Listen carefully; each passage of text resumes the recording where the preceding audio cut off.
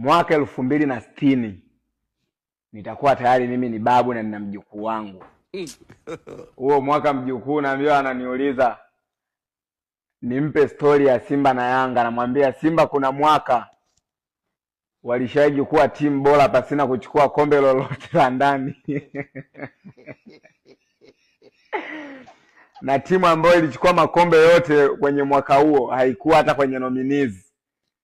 Na waandaaji wa tuzo walidai kwamba walikuwa wanaangalia international timu imefanya nini.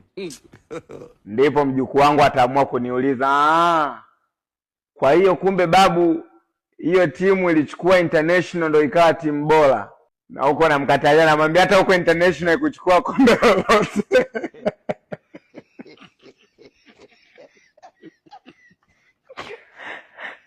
Yaani ni bora tu, yaani hivyo hivyo, yaani ni bora tu, ili mradi bora. Sasa hata international ilichukua. Kwa hiyo mjukuu naye ananiuliza, sasa ilikuwa bora kivipi kama vigezo ni international na international hakuchukua? Vigezo ni vipi?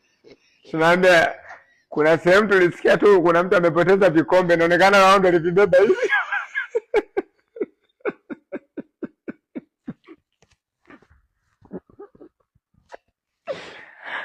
Na wao mjukuu wangu anaona kama nimechanganyikiwa, kumbe mimi niko serious.